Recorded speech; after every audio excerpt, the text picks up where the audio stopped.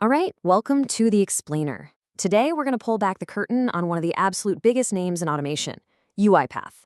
We're going to skip the shiny marketing brochures and dive right into what actual customers, the people using it day in and day out, are really saying once the work actually begins.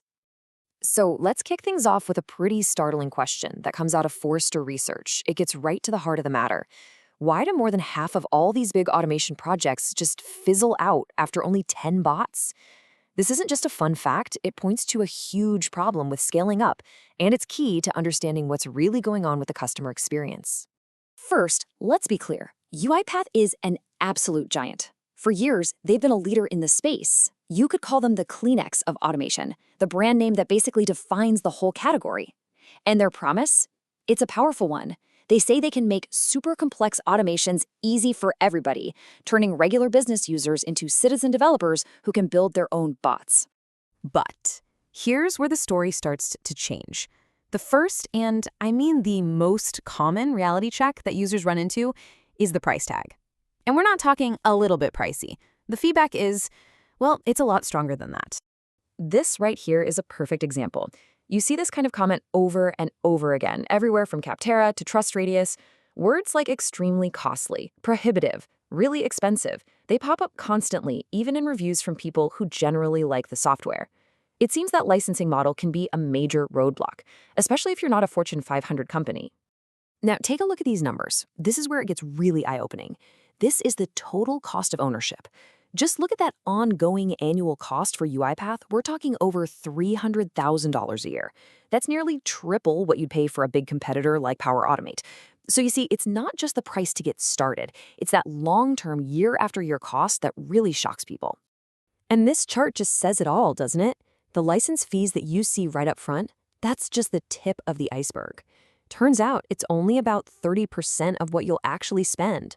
The real monster cost, a whopping 70%, is lurking below the surface. It's all the money you'll spend on development and, more importantly, the constant maintenance just to keep the bots from breaking. Okay, so that brings us to the biggest headache for the actual developers. Let's talk about that 70%, the maintenance nightmare. Because if most of your money is going towards fixing things, you probably want to know what exactly you're going to be fixing all the time. And here it is. This is it. The number one complaint, hands down, that you'll see across forums and reviews. The bots are just fragile. They break all the time. This is not a set it and forget it kind of deal. It's more like a set it and constantly worry about it solution. This Reddit user just hits the nail on the head. Because UiPath often works by looking at a screen and clicking buttons just like a person would, it's super sensitive to any little change.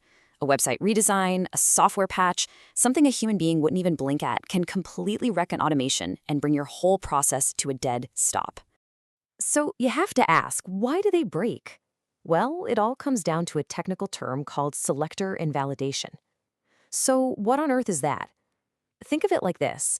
A selector is a bot's GPS for an application. It says, the submit button is right here. But then the application gets a small update, and that button moves, or its code name changes. And boom, the bot's map is now totally useless.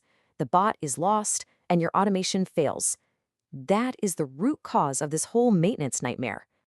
And you know what's really frustrating for users? Sometimes it's not even the app you're automating that's the problem. It's UiPath itself. This reviewer from Gartner points out that the platform's own software updates can break things, forcing teams to go back and retest and fix everything all over again. It's a never-ending cycle. All right, so this constant need for technical fixes and deep dive debugging, it leads us straight into our third major reality check. Let's talk about the low-code promise. So UiPath's marketing is all about empowering citizen developers with easy-to-use drag-and-drop tools. That's the expectation. But the reality? Well, if you look at user reviews and actual job postings, you'll see that any serious enterprise-level project needs a highly specialized and very expensive RPA developer. We're talking people who make well over $100,000 a year and need real programming skills, like in .NET, to handle all the things that inevitably go wrong in a live environment. I mean, this G2 reviewer just says it outright, and the developer on Reddit is even more direct. They say a lot of developers are just burnt out from constant fixing. So yes, the tool is incredibly powerful for the really complex big company stuff. But is it a simple tool for your average business user? The feedback says probably not. So after hearing all this, what's the final verdict? I mean, is UiPath just a bad product? No, not at all. But what all this user feedback tells us is that it's a very specific, very powerful tool that is often misunderstood and, frankly, used for the wrong jobs. When you just cut through the noise and look at what hundreds of real customers are saying, a super clear pattern emerges. One, it's fantastic for repetitive, highly structured, big enterprise tasks. Two, it is very expensive. Three, getting started is pretty easy, but actually mastering it is incredibly hard. And four, if the process you're trying to automate is messy or unpredictable, it's going to be a painful experience. So where does it really shine? Well, in some very specific places. First, with old, stable legacy systems. Think mainframes or ancient SAP systems where you have no other way to connect.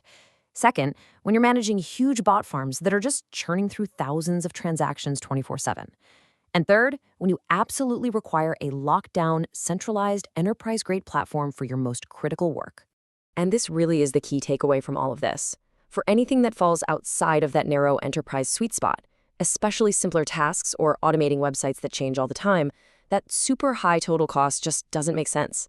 And you see developers in forums talking about this a lot, saying they've switched to cheaper or more flexible tools like Microsoft Power Automate or just writing their own Python scripts for those kinds of jobs. Ultimately, looking at these real-world complaints isn't about bashing UiPath. It's about being strategic. Automation is an amazing tool, but sometimes it's just a really, really expensive Band-Aid on a broken process. So before you invest in any kind of bot, maybe the most important question to ask is, could we just fix the process itself? Because making sure you're using the right tool for the right problem is the only way to avoid the cost traps and maintenance nightmares that so many customers are warning us about.